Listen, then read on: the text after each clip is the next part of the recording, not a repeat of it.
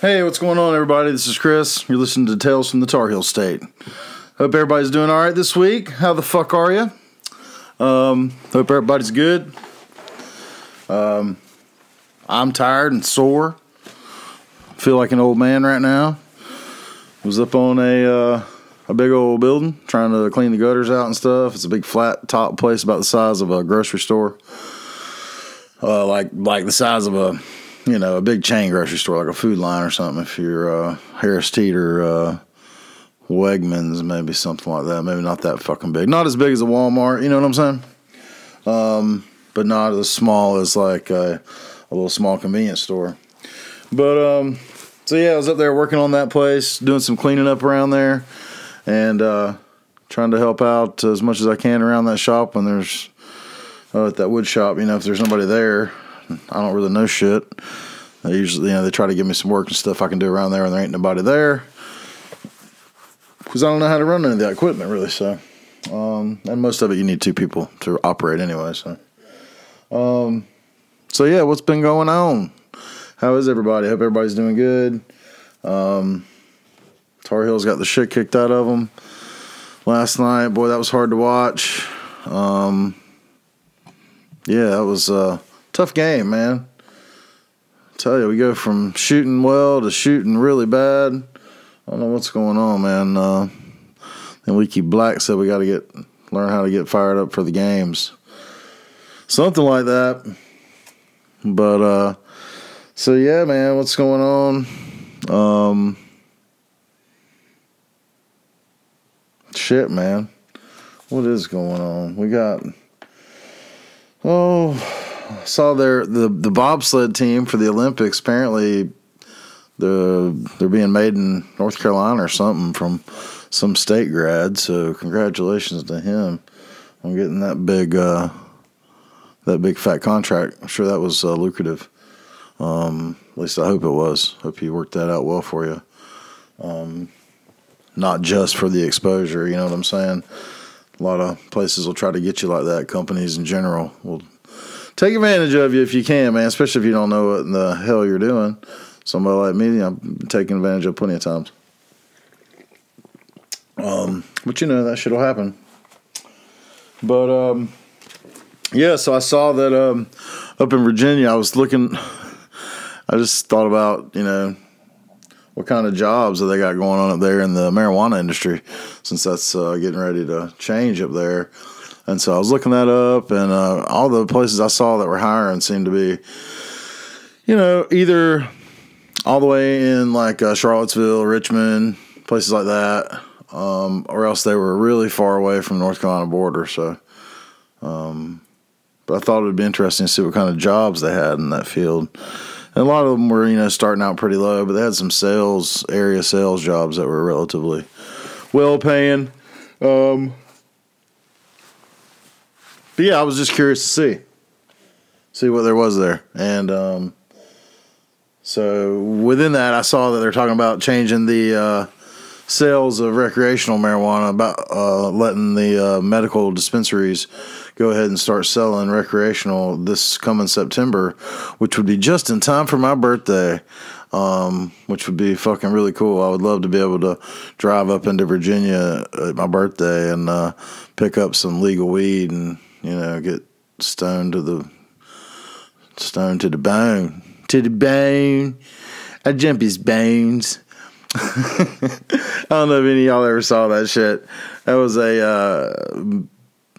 like a documentary they did about like heavy metal parking lot or some shit in the 80s, and it was hilarious. It was at a Judas Priest concert, and they go up to this girl in the parking lot, and they're like asking her, what would you do if you saw Rob Halford right now? She was like, I'd jump his bones. It's like he's super gay. It's so goddamn funny. Every time I watch that, it makes me laugh like hell. I was like, honey, if you jumped his bones, he'd be like, yeah. Sorry, darling. Sorry, darling. You don't do it for me. It's not my bag, baby. So anyways, yeah, I thought that that was pretty cool about the whole weed thing, man. That would be real cool. Real cool, man. And Yeah, speaking of real cool, man. With that term, cool. I was, I don't know what got me on it. I guess I was thinking about, it's Black History Month this month, and obviously I'm not a black dude. In case y'all couldn't tell, I sound pretty fucking white. Yeah, I thought about a book, man, and that book is not written by a black fellow. It's written by Jack Kerouac. It's On the Road. And I read that book the first time. The copy I have, I bought. It's a 1991 edition. So, I was about 18. And I picked that up because I'd already read like Fear and Loathing in Las Vegas. And, that was like 10th grade. I read that. And so I was like, where did all those guys get their inspiration from? And it was like the beatniks and shit. So I read On the Road, and I read it twice because it's, I wasn't that old, and it was a lot to kind of grasp what they're talking about sometimes in there. But something I picked up really quickly when I was reading it was all of the lingo they're using. They're going to see like Coltrane and all these cats playing, and the city and shit when they're in New York and Birdland and everything. And so yeah, some of the terms they would use, like cool and dig him, man, and blow, man, blow, and all that kind of shit. And they said sweet, and there was a lot of things like that they said that I've picked up on throughout that book, and it was interesting to think about that, and how those were like real liberal-minded white dudes picking up on that shit because they were hanging out, and so they started picking up on that lingo, and then we still use that lingo today. Like, people still say cool and man and sweet and all that shit, which is funny. So, even white people use those words all the time, and even racist guys probably use those words and have no idea that those terms come from the bebop artists and shit, and white dudes picking that shit up from them because they thought they were real cool, man. And they smoked weed, and they get the fucking reefer madness shit, the fucking white kids wanting to, hang out with the black kids and dance all wild and smoke the reefers, man. Fucking reefer fucking madness, man. Which is fucking hilarious if you've never seen that shit. Which, in case you don't know, that was propaganda by William Randolph Hearst, which was the inspiration for Citizen Kane. And, William Randolph Hearst owned a bunch of paper mills, and because he owned a bunch of timber, and he didn't want paper being made out of hemp. So that's why they made that shit illegal. Just a little bit of knowledge for y'all, in case you did not know that. Throwing that in there along with the Black History Month little lesson for y'all, that even if you don't think your culture has been shaped by, if you're a white dude in the United States, you've still been touched by the culture of black folks, man. You don't even fucking know it, and you were probably. So, think about that for a minute if you're some racist motherfucker. And, think about that shit for a minute. Go and marinate on that for a minute, motherfuckers. Oh, and check this out. I was, as I was scrolling through on the road and stuff, and looking for some of those words that I'd remembered reading, just to make sure I wasn't just remembering that wrong, because memory's a motherfucker. It can really fool you. But I was tripped out, man. I was reading in there, and Dean and Sal, which are like, the two main characters, Sal Paradise and Dean Moriarty. And Sal is exactly, it's Jack Kerouac. And Dean Moriarty is Neil Cassidy, of Grateful Dead fame and all that shit, driving that train, high on cocaine. Casey Jones better stop that, all that shit. Anyhow, so they're driving along, and they pick up this fucking hitchhiker. And this young kid is telling them about his aunt.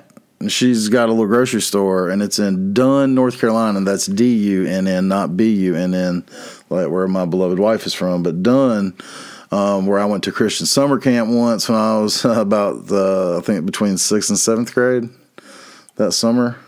And there's a drag strip there if you're into drag racing, I like that shit. Shout out to Cletus McFarland if you like. Check that out on YouTube if you like drag racing.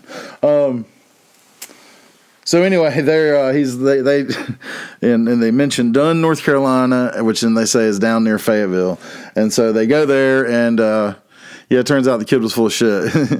There really was a little grocery store there, but he didn't have an aunt. It was his aunt's grocery store, no shit like that, and they were just going there to score a couple bucks off the kid's aunt to try to get some gas money, and so then they bought the kid a hot dog and fucking leave him there. Dean telling Sal, of course, so, man, we got to have fucking somebody that can pay some gas money to ride, brother. We can't fucking be driving this kid around for free. Ass grass or gas, motherfucker. That shit ain't never changed. You know what I'm talking about. So yeah, what else was I going to talk about today? Oh, I was listening to Bridget Fettis's Dumpster Fire. She's a pretty funny comedian. She's got a channel on YouTube, and I got a thing for dark hair, girls with good sense of humor and big tits. Shout out to Double T. She knows who she is. And anyway, she had her husband was all, he's like one of the producers. He's off camera, and she's talking about how he loves these sheath underwear.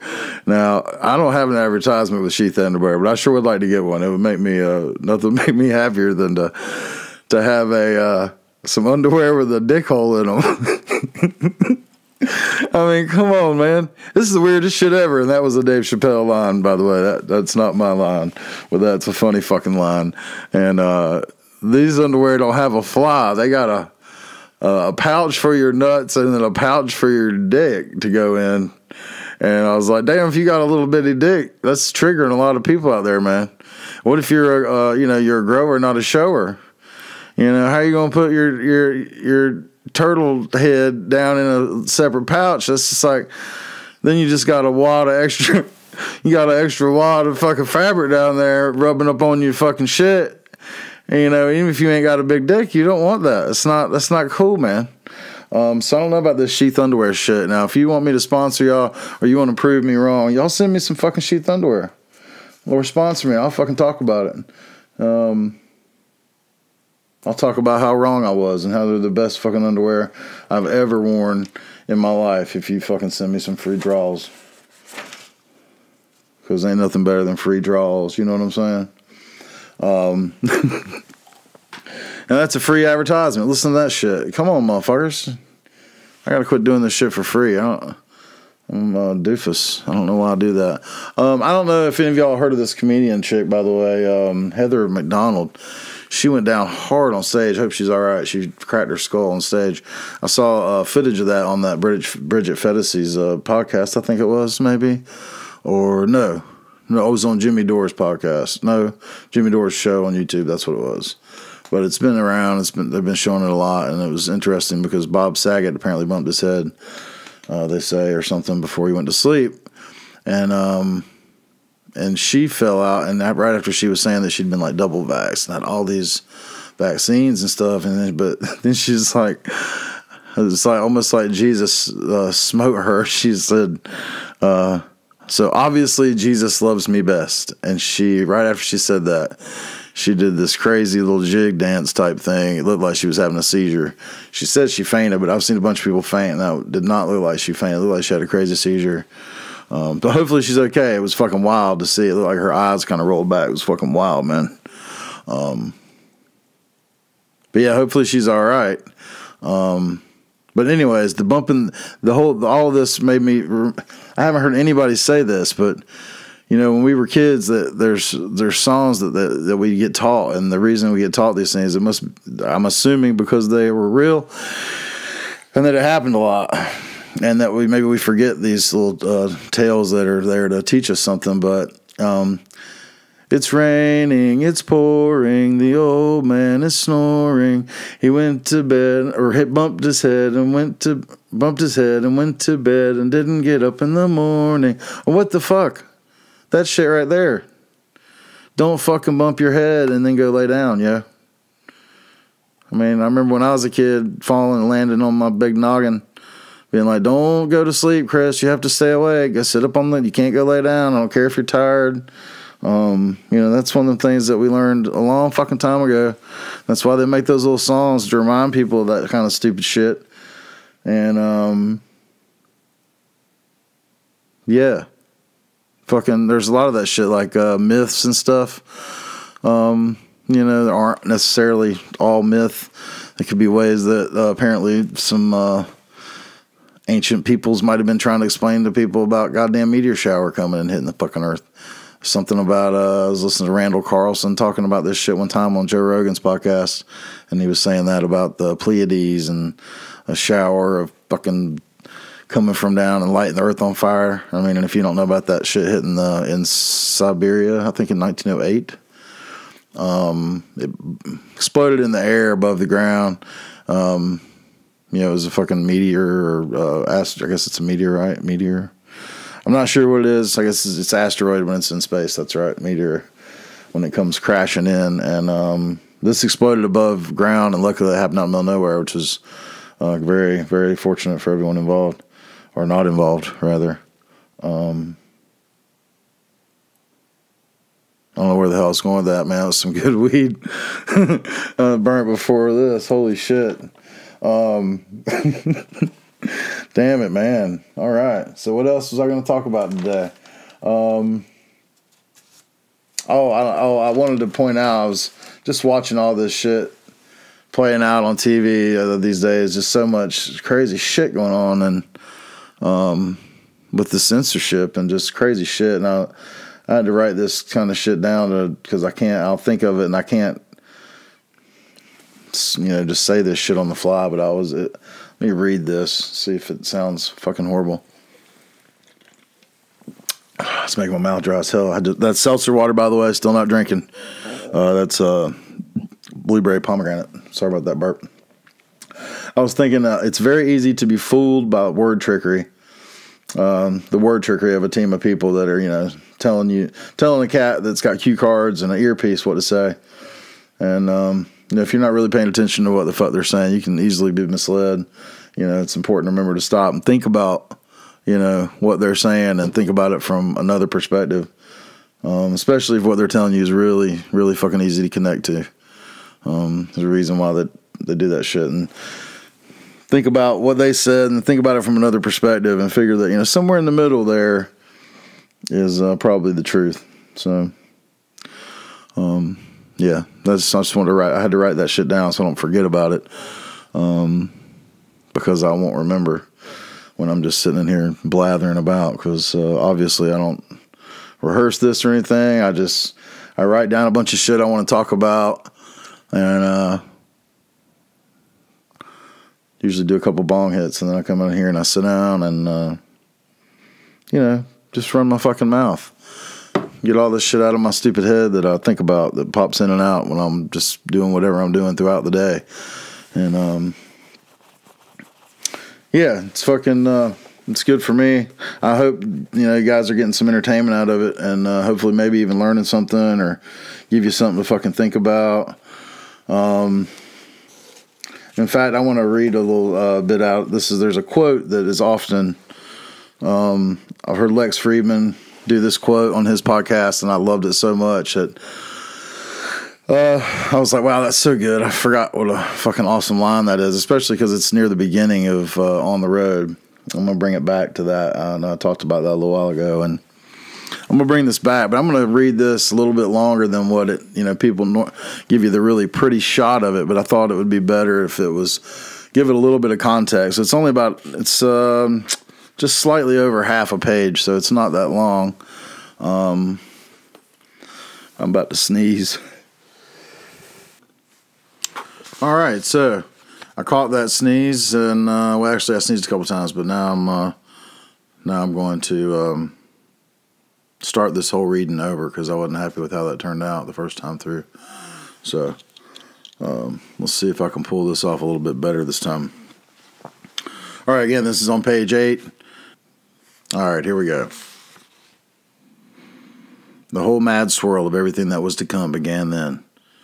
It would mix up all my friends and all I had left of my family in a big dust cloud over the American night.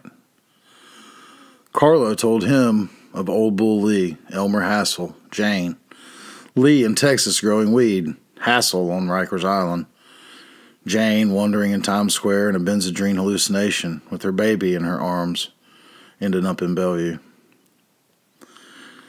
And Dean told Carlo of unknown people in the West, like Tommy Snark, the club-footed pool hall rotation shark and card player and queer saint. He told him of Roy Johnson, Big Ed Dunkel, his boyhood buddies, his street buddies, his innumerable girls and sex parties and pornographic pictures, his heroes, heroines, adventures. They rushed down the street together, digging everything in the early way they had, which later became so much sadder and perceptive and blank. Then they danced down the streets like dingle-doties, and I shambled after, as I've been doing after people all my life that interest me. Because the only ones for me are the mad ones. The ones who are mad to live, mad to talk, mad to be saved, desirous of everything at the same time. The ones who never yawn or say a commonplace thing, but burn, burn, burn like fabulous Roman candles exploding like spiders across the stars. And in the middle, you see the blue center light pop. And everybody goes, ah. All right, everybody. Have a good weekend. Thanks for listening.